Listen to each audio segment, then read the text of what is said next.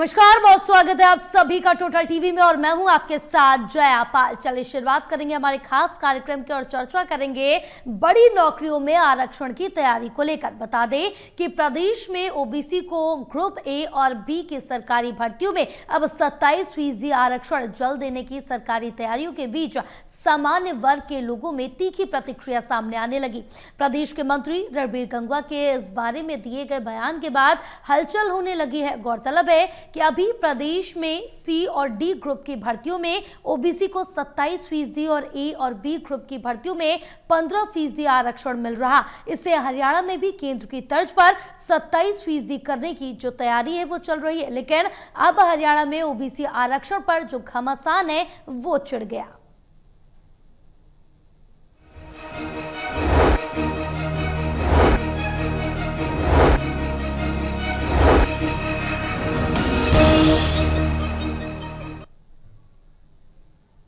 तो इसी पर चर्चा करेंगे। हमारे साथ खास मेहमान जुड़ चुके हैं। एसोसिएट एडिटर देवेंद्र कथुरिया हमारे साथ जुड़े हैं, associate editor doctor Mahesh Kumar हमारे साथ जुड़े हुए हैं, वरिष्ठ पत्रकार वीरेंद्र सोनी जी हमारे साथ जुड़े हैं। आप तीनों का हमारे खास कार्यक्रम में बहुत स्वागत है। चर्चा करेंगे, लेकिन उससे पहले दिखाएंगे एक रिपोर्ट।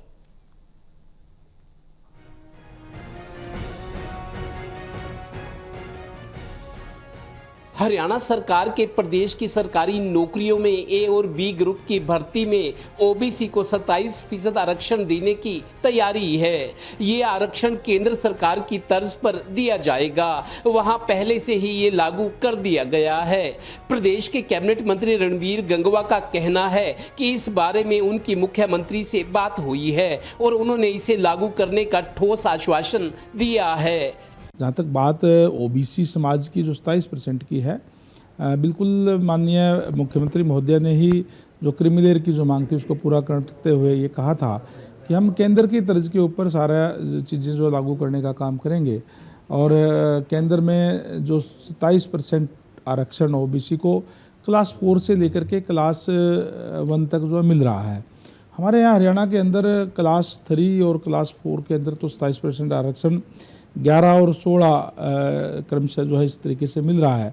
मंत्री रणबीर गंगवा का ये दावा सामने आते ही सामान्य वर्ग के लोगों में तीखी प्रतिक्रिया दिख रही है।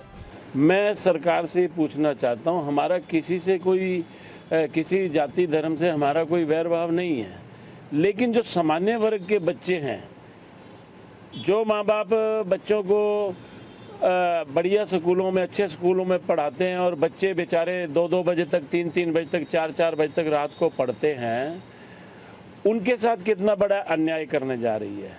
सामान्य वर्ग का जो बच्चा है, फिर इसका मतलब तो वो पढ़ाई ना करे।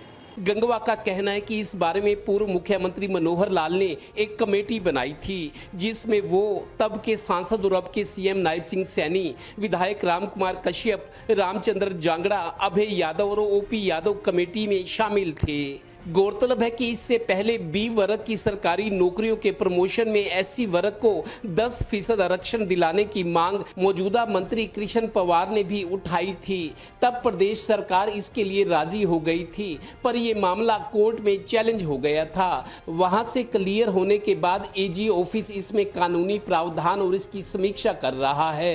अब ओबीसी को ग्रुप ए और बी यानी अफसरों की भर्ती में 27% आरक्षण का मामला गरमाने लगा है। जो क्लास 1 और क्लास 2 है उसके अंदर 10 और 5 है, 15% मिल रहा है। मैं समझता हूँ कि ये ओबीसी के साथ अन्याय है।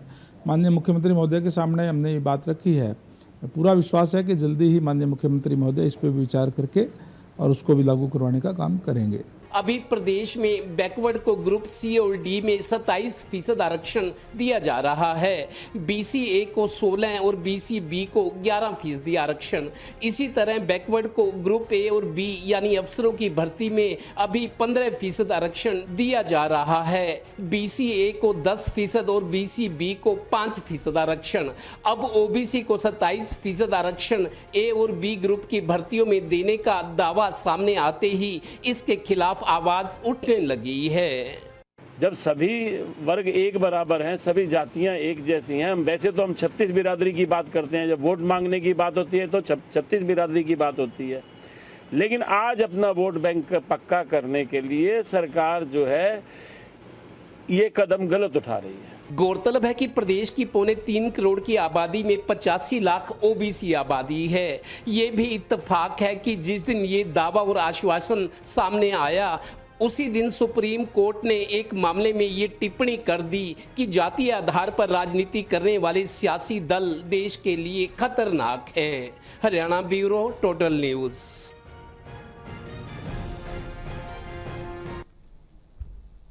चलिए चर्चा की शुरुआत करेंगे। देवेंद्र, सबसे पहले आपके पास आऊंगी क्योंकि अब हरियाणा में केंद्र सरकार की तर्ज पर ग्रुप ए व बी में आरक्षण दिए जाने की बात को लेकर गंगवा की तरफ से जब ये बयान आया, उस पर अब लगातार जो सियासत है वो गर्माती हुई नजर आ रही है। देखिए जया, रणबीर गंगवा कैबिनेट मंत्री हैं जी। इस मंत्रिमंडल में दूसरी बार बने जब सरकार हुई। कभी ये इनेलो में हुआ करते थे, इनेलो ने इनको आगे बढ़ाया, वरना मामूली आदमी थे जी। अब इनका ये दावा है कि मुख्यमंत्री से, अभी आपको बताऊं भिवानी में अभी दक्ष प्रजापति का एक जो महापुरुषों की जयंती है वो कार्यक्रम हुआ है। उस कार्यक्रम में भीड़ जुटाई गई काफी, और जैसा ये बता रहे हैं कि रणबीर गंगवा 6 लोगों की कमेटी बनी थी जिसमें नायब सिंह सैनी थे जब वो सांसद थे, ये खुद थे, ओपी यादव थे, अभय यादव थे, रामचंद्र जांगड़ा पिछड़ा वर्ग के नेता हैं, और एक राम कुमार कश्यप वो भी पिछड़ा वर्ग है जो इंद्री करनाल से विधायक है, दूसरी बार बने हैं। तो इन्होंने दक्ष प्रजापति का कार्यक्रम किया था, काफी हिट रहा था, भीड़ जुटाई थी। ये उस क्रम में था जैसा सरकार सरकारी खर्च पर महापुरुषों की जयंतियां मनाती है।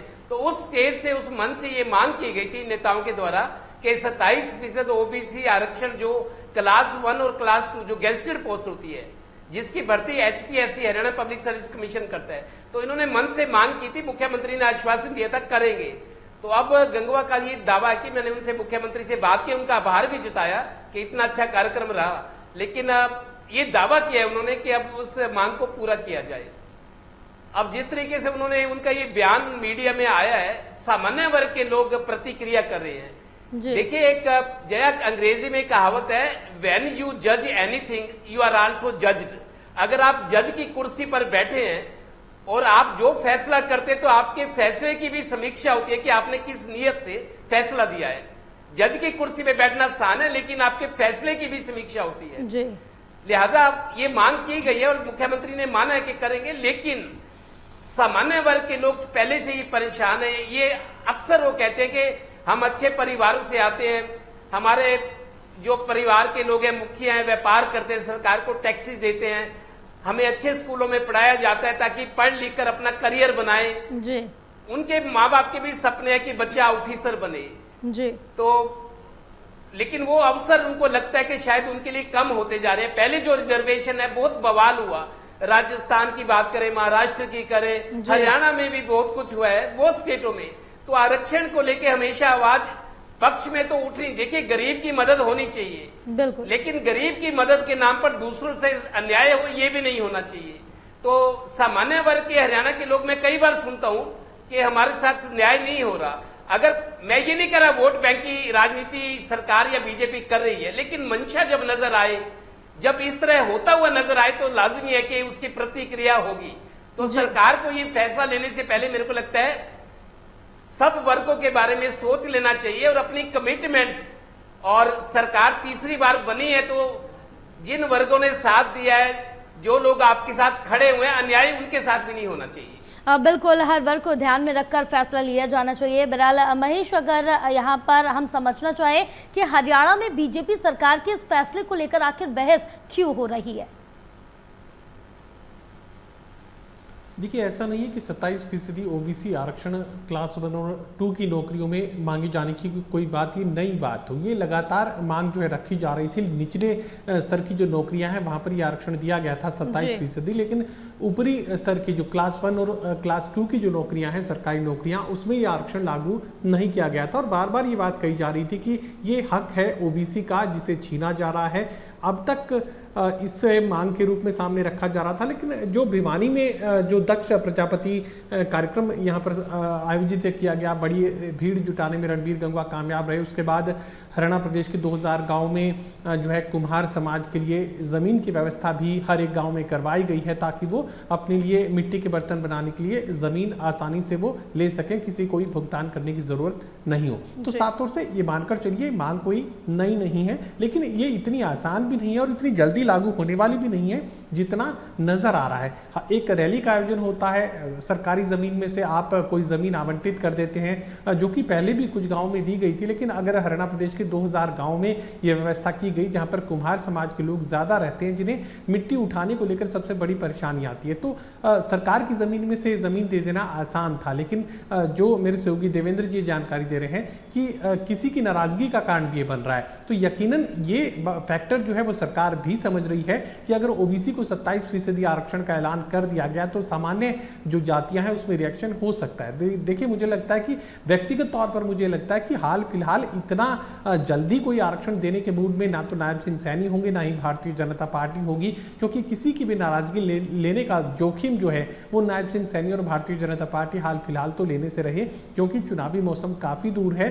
और अगर इस तरह का कोई फैसला लेने की जरूरत पड़ती भी है तो चुनावी मौसम के नजदीक आने के साथ ही इस तरह के बड़े जो प्रशासनिक फैसले हैं वो लिए जाते हैं। आपको याद होगा कि डिप्राइव्ड शेड्यूल्ड क्लास, जिस तरीके से लोकसभा चुनाव के दौरान जो है शेड्यूल कास्ट से जुड़े लोग सीधे सीधे कांग्रेस पार्टी के वोटर के तौर पर कतारों में खड़े हुए, और उसके बाद विधानसभा चुनाव में जब ऐसी वोटर की जरूरत भारतीय जनता पार्टी को पड़ी तो उस वक्त एक बाइफर्केशन का जिक्र किया गया कि ऐसी आरक्षण को एक जाति विशेष जो है वो सारा का सारा निपटा रहा है। तो ऐसे में दूसरी जो शेड्यूल कास्ट में जो जातियां हैं उन्हें कुछ भी नहीं मिल पा रहा है। तो ऐसे में यहाँ पर डीएससी एक जो आरक्षण का अलग वर्गीकरण है वो किया गया, जिसके बाद भारतीय जनता पार्टी के खाते में ये डीएससी से जुड़ी जो जातियां हैं वो भारतीय जनता पार्टी के वोटर के रूप में तब्दील हुई। और अब ये माना जा रहा है कि पारंपरिक वोटर जो है भारतीय जनता पार्टी का, ये एससी वोटर बनने वाला है। तो ये मानकर चलिए कि भले ही ऐसे किसी मन से ये ऐलान कर दिया जाए, भले ही एक चुनावी जनसभा में या एक बड़ी जनसभा में, चुनावी नहीं कहूंगा, एक बड़ी जनसभा में इस तरह का राजनीतिक मन से ऐलान कर दिया जाए, लेकिन इन्हें लागू कर पाना मुझे लगता है कि इतना आसान भी नहीं है। और ये कोशिश नायब सिंह सैनी भी हाल फिलहाल तो करने से रहे। चुनावी मौसम में अगर इसे लागू करने की कोई दबाव या जरूरत महसूस हुई, या चुनावी गणित ये कहने लगा कि ओबीसी वोटर्स को अगर साथ जोड़े रखना है तो ये आरक्षण देना पड़ेगा, उसके बाद हो सकता है कि इस तरह का कोई फैसला लिया जाए। फिलहाल तो एक राजनीतिक मन से ये किया गया ऐलान है, की गई एक तरह की घोषणा है, जिसे लागू करना या नहीं करना सरकार के मन की बात है। और सरकार के मन में हाल फिलहाल तो ऐसी कोई एक्टिवेशन को लेकर, इसे लागू करने को लेकर कोई बात है ऐसा लगता नहीं है। बिल्कुल, लेकिन अब देखना होगा, क्योंकि अब अगर आरक्षण ओबीसी को मिलेगा तो कहीं ना कहीं उनके लिए तो खुशी की बात है।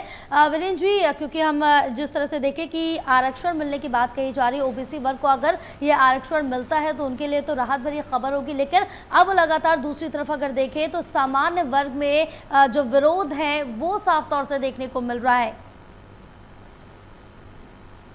देखिए, स्वाभाविक है कि सामान्य वर्ग में इसकी प्रतिक्रिया होगी जी।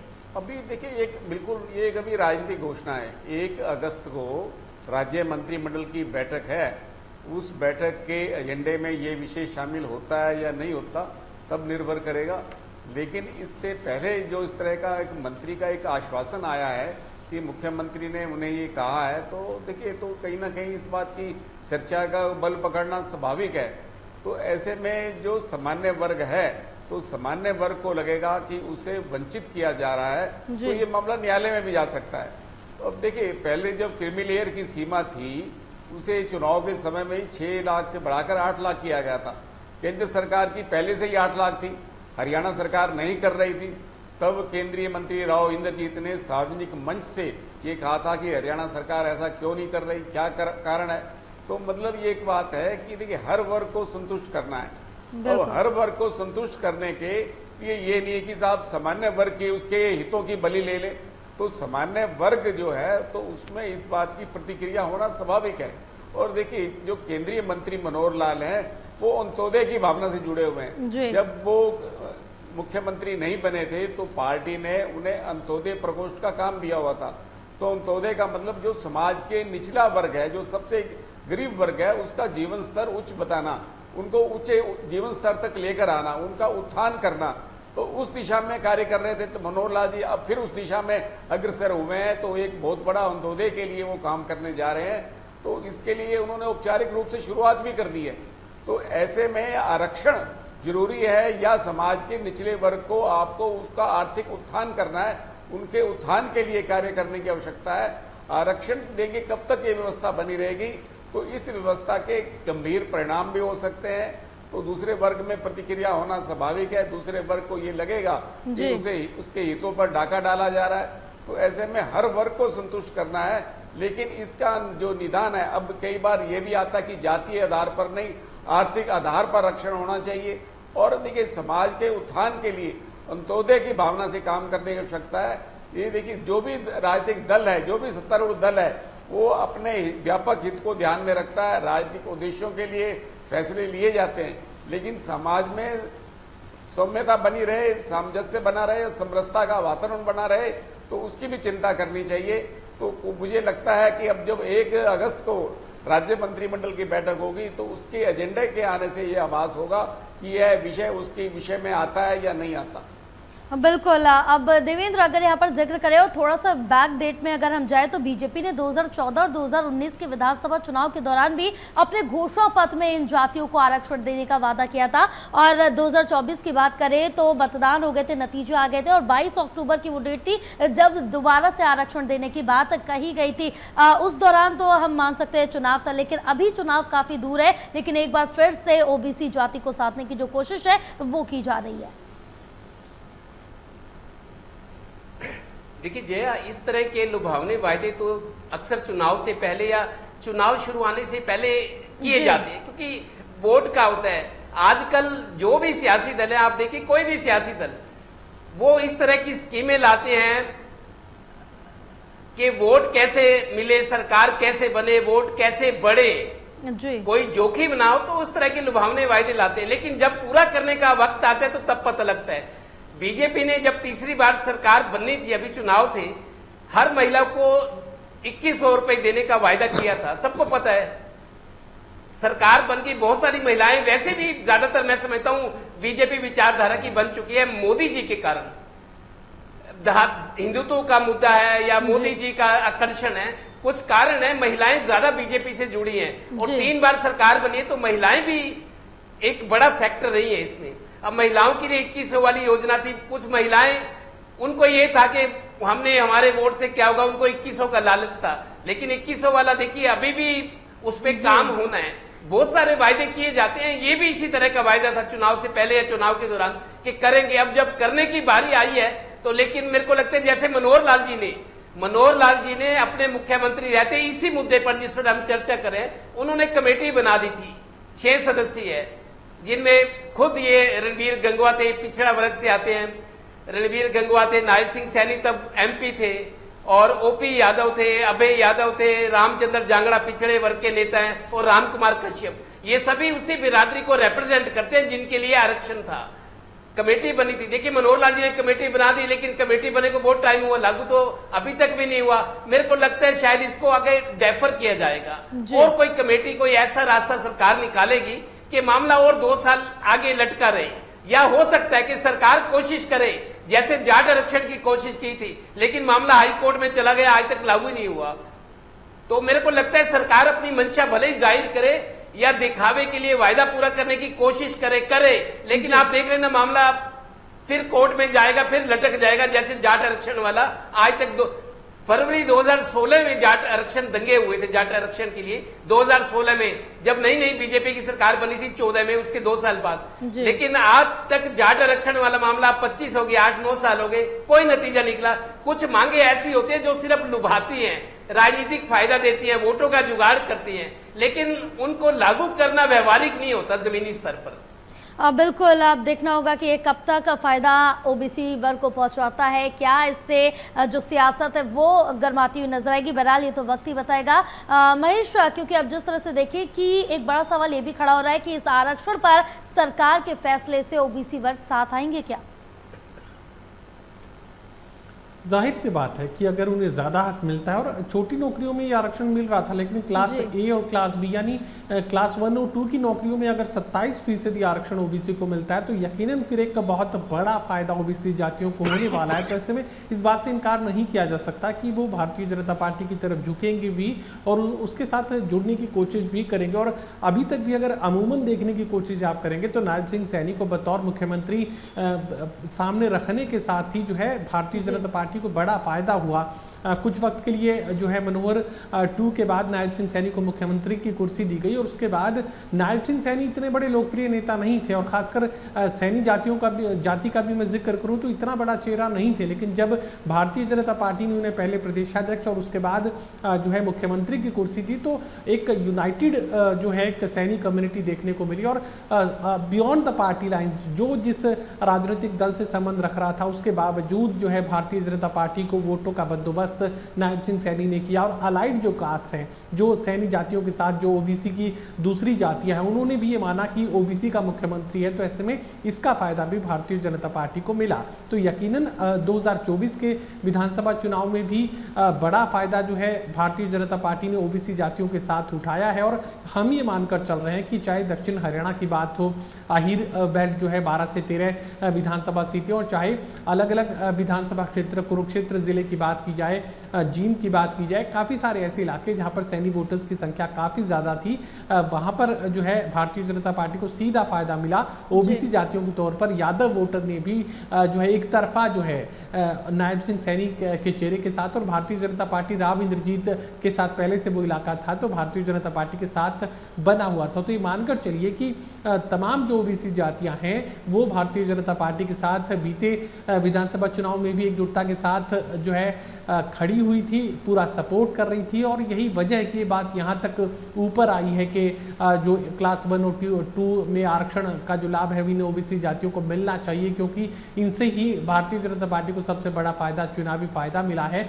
और आगे भी ये जातियां जो हैं भारतीय जनता पार्टी के साथ बनी रहेंगी, क्योंकि संभावनाएं जो है सिर्फ भारतीय जनता पार्टी में नजर आ रही हैं। अगर जिक्र मुख्य विपक्षी दल कांग्रेस का किया जाए तो यहाँ पर भूपेंद्र सिंह हुड्डा का जो वर्चस्व लोकसभा और विधानसभा चुनाव में देखने को मिला, उसके बाद तो कुमारी शैलजा तक को जो है पार्टी में वजूद तलाशने की जो मजबूरी है वो सामने खड़ी थी। और यही वजह रही कि विधानसभा चुनाव के दौरान प्रचार से ही कुमारी शैलजा गायब हो गई। आखिरी 2 टिकटें जो मांग रही थी वो उन्हें नहीं मिल पाई। तो ऐसे में एससी वोटर्स को ये लगने लगा कि अगर सरकार कांग्रेस पार्टी बना भी लेती है तो उसमें कोई हिस्सेदारी उनकी नहीं हो सकती, क्योंकि कुमारी शैलजा का जो हश्र टिकटों के बंटवारे के वक्त हुआ था उससे एससी वोटर में एक मैसेज गया था। तो यकीनन आप मानकर चलिए कि ओबीसी वोटर्स में अगर कांग्रेस पार्टी का जिक्र करें तो ओबीसी में कोई बड़ा चेहरा भूपेंद्र सिंह हुड्डा, दीपेंद्र सिंह हुड्डा के पास नहीं था, जिसका खामियाजा विधानसभा चुनाव में कांग्रेस पार्टी को उठाना पड़ा। वहां पर पिता पुत्र का जिक्र होता रहा, वहां पर कांग्रेस पार्टी में भूपेंद्र सिंह हुड्डा के वर्चस्व का जिक्र होता रहा। दूसरे नेताओं की जो भूमिका है, जो उनका चेहरा है, जो उनका अस्तित्व है वो ना के बराबर नजर आ रहा था। और यही वजह है कि भारतीय जनता पार्टी ने ओबीसी वोटर्स का भरपूर आशीर्वाद हासिल किया, और आने वाले वक्त में भी आशीर्वाद ओबीसी वोटर्स का और तमाम एससी वोटर्स का, खासकर डीएससी वोटर्स का जो है वो भारतीय जनता पार्टी के साथ बना रहेगा, ये आकलन किया जा सकता है। बिल्कुल, सवाल कई खड़े हो रहे हैं। बहरहाल वीरेंद्र जी, अगर जिस तरह से बात करें कि ओबीसी को अगर यहाँ पर आरक्षण मिलेगा, जाहिर सी बात है कि उसमें संतोष और जो खुशी है वो साफ तौर से देखने को मिलेगी। और ये भी लाजमी है कि सामान्य वर्ग को किसी भी तरह का आरक्षण नहीं मिल रहा तो विरोध उनका करना लाजमी है। लेकिन इस पर एक और सवाल खड़ा हो रहा है कि आरक्षण की इस राजनीति से क्या हरियाणा की सियासत में फिर से सरगर्मियाँ पैदा होंगी या कोई नई सियासत देखने को मिलेगी? क्या सरकारी नौकरियों में आरक्षण देने से ओबीसी समाज का भला हो जाएगा? भाई, जब तक समाज के निचले वर्ग को उसके उत्थान के लिए कार्य नहीं किया जाएगा तब तक ये कायाकल्प नहीं हो सकता। अब देखिए, राजनीतिक दृष्टिकोण से देखा जाए, चाहे भारतीय जनता पार्टी ने अपने जिला अध्यक्षों की घोषणा की, जिला कार्यकारिणी की घोषणा की और ग्रीवेंसेस कमेटी के सदस्य बनाए, क्या उसमें उस समाज को उसके बराबर प्रतिनिधित्व दिया गया? और अभी भी जो सरकारी नियुक्तियां होनी है, जो चेयरमैनों की नियुक्तियां होनी है, क्या पार्टी के पास ऐसी कोई कार्य योजना है जिसमें इस वर्ग को जो समान जो है प्रतिनिधित्व मिले? और ये देखिए, एक बात जो है राजनीतिक उद्देश्यों के लिए होती है।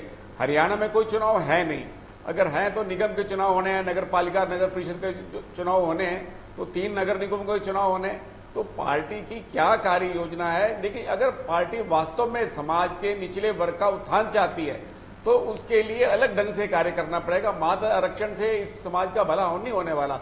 दूसरे वर्ग में प्रतिक्रिया अवश्य हो सकती है, उस वर्ग में ये संदेश जाएगा कि पार्टी उनके हितों की रक्षक नहीं है, पार्टी एक वर्ग विशेष की पोषक है। तो ऐसे वातावरण में जो तब तक अंत्योदय की भावना से काम नहीं किया जाएगा, चाहे सरकार के स्तर पर हो चाहे समाज के स्तर पर हो, उसके लिए काम करना चाहिए। और देखिए, चाहे अब प्रतिद्वंदी दल कांग्रेस है, अब कांग्रेस ने अपने जिला अध्यक्षों की घोषणा करनी है, कांग्रेस ने प्रदेश अध्यक्ष का चुनाव करना है, विधायक दल के नेता का चुनाव होना है। क्या राजनीतिक क्षेत्र में कांग्रेस अपने उस समाज को प्रतिनिधित्व देगी? तो देखिए, सभी राजनीतिक दल बात करते हैं, जब चुनाव के समय होते हैं, टिकटों का वितरण होता है, जातीय आधार पर होता है। हालांकि सब दल दावा ये करते हैं, वो समरसता की बात करते हैं, छत्तीस बिरादरी की बात करते हैं, लेकिन जो भी चुनावी फैसले होते हैं या सरकारी फैसले होते हैं वो जातिगत गणित से प्रभावित होते हैं। लेकिन ऐसे में समाज का भला नहीं होने वाला। समाज का तभी भला होगा जब अंत्योदय की भावना से, जो समाज का निचला वर्ग, गरीब वर्ग है, उसके उत्थान के लिए काम किया जाए, सरकारी योजनाएं उस ढंग से बनाई जाए कि समाज के निचला वर्ग जो है वो ऊपर आए। और इसके लिए सभी समाज को जुटना होगा, स्वयंसेवी संस्थाओं को भी जुटना होगा, सरकारी स्तर पर भी प्रयास करने होंगे और राजनीतिक दलों को भी ऐसी मंशा रखनी होगी कि जो अंत्योदय की भावना से उस समाज को भी लगे कि उपेक्षित वर्ग के लिए जो है वो राजनीतिक दल काम कर रहे हैं। बिल्कुल, और ये भावना रख के आगे कार्य करना होगा। बहरहाल अब इसके पीछे की बीजेपी की क्या कुछ रणनीति है ये तो वक्त ही बताएगा। आप तीनों का बहुत शुक्रिया पूरी चर्चा के लिए। और जिस तरह से हरियाणा की बड़ी नौकरियों में आरक्षण देने की सरकार की जो तैयारी है उससे कहीं ना कहीं ओबीसी वर्ग को जरूर राहत मिलेगी, लेकिन समान वर्ग में जो विरोध है, जो नाराजगी है, वो साफ तौर से देखने को मिल सकती है। बहरहाल रुकेंगे एक छोटे से ब्रेक के लिए, ब्रेक के बाद चल दूंगे हाजिर।